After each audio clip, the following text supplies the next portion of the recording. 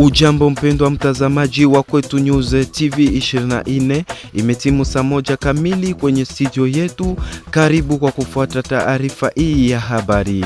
Kwanza acha tukujie na muktasari wake. Tangu jana usafiri kati ya Bukavu na Uvira umesimama kabisa kufuatia mapigano makali kati ya jeshi la FARDC na waasi wa M23 katika kikuni cha Runingu kwenye milima kati ya Uvira. Katika muktadha wa vita vinavyoendelea mashariki mwa Jamhuri ya Kidemokrasia ya Kongo, naibu waziri wa mambo ya ndani Eugenie Chela Kamba ametoa onyo kali kwa wavamizi, akisisitiza kuwa hakuna hata sentimeta moja ya ardhi ya Kongo itakayopotea chini ya uongozi wake Rais Felix Antoine Tshisekedi.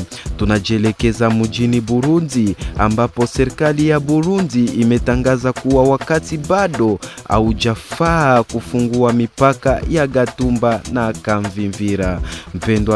Mpendwa mtazamaji, yote haya ni ndani ya taarifa hii ya habari.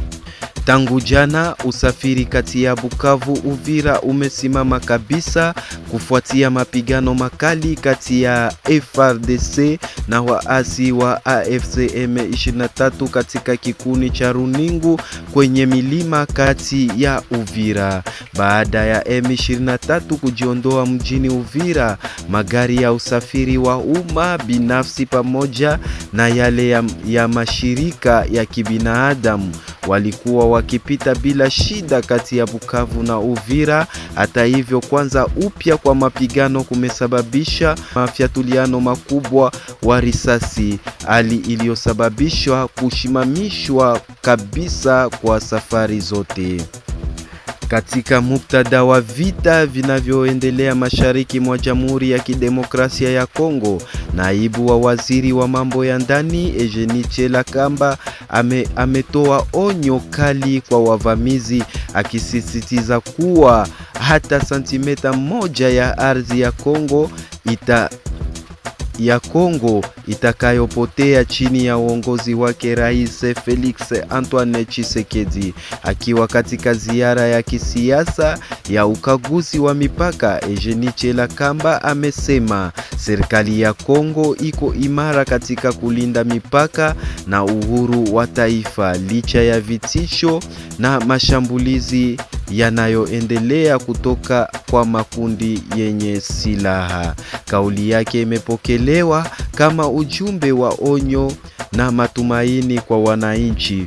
Najielekeza mjini Burundi ambapo serikali ya Burundi imetangaza kuwa wakati bado hujafaa kufungua mipaka wa Gatumba na Kamvimvira, ikieleza kuwa waasi wa M23 hawajajiondoa kabisa katika mji wa Uvira. Kauli hiyo imetolewa na waziri ya mambo ya nje wa Burundi Albert Shingiro Bizimana, ambaye amesema kuwa hali ya kiusalama bado ni tete na hairuhusu mamlaka kufungua rasmi mpaka huo kwa sasa.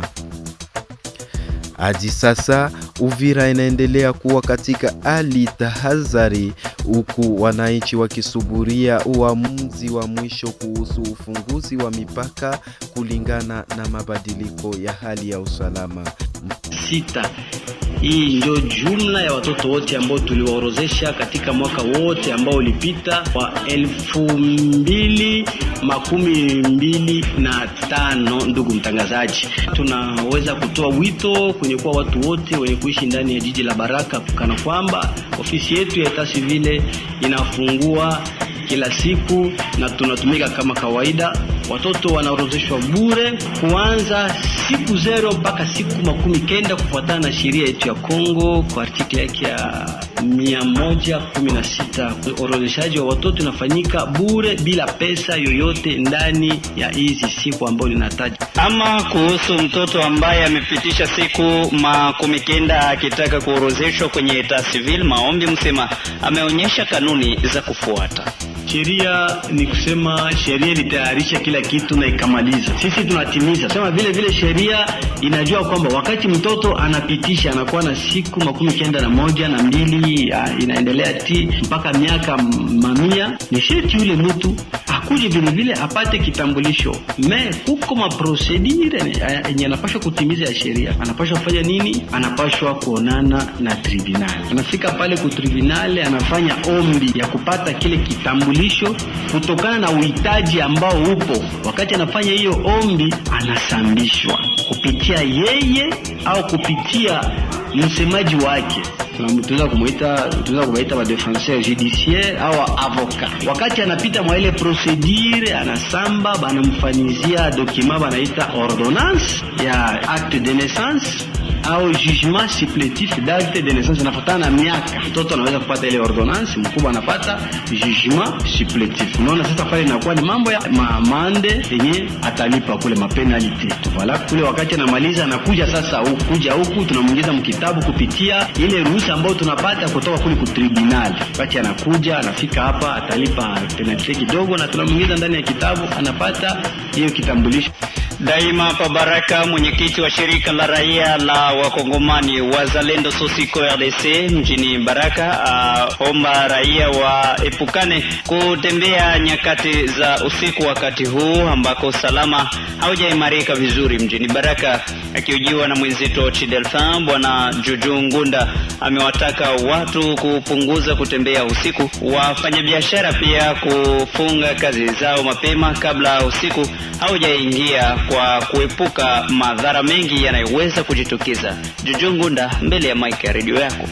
Tunaomba wananchi wawe makini sana kwa kuepuka kutembea ovyo usiku, kwa kuepuka kutembea na simu usiku, na ikifika saa 12 kila mfanyabiashara, kila mtu yeyote ule asiyekuwa mfanyabiashara ni lazima anakuwa na limite kutembea. Watu wa soko tafadhali, watu ambapo wanakuwa wanatereka biashara vyao pembezoni, notama pale Kalingano, notama hapa kumezo Escal, notama musoko ya Jeteme na ingine zeneo ambapo tukufikia kuzitaja, waepuke kupitisha saa 12 kamili, waepuke kuwa na kia biashara nje, kwa sababu hatujui ni nani ambapo atakuja kuwavamia na kuwaumiza na kuwanyang'anya vitu. Watu ambapo wanauzisha pombe, waepuke kuwa wanauzisha pombe tofauti na 18. Kwa hiyo watu wanaanza kuteseka, na tunaomba jeshi kamate jukumu lake la kusekirize jiji la Baraka, polisi vile na wazalendo. Kwa hiyo ni wao ambapo wanashikilia silaha katika jiji la Baraka. Ni vema serikali ya DRC ichunguze vema swala la walimu kutokulipwa kwa muda muafaka, kwani ni jambo mojawapo inayorudisha sekta ya elimu nyuma nchini DRC. Ni mtazamo wa vuguvugu machozi ya raia tarafani Fizi.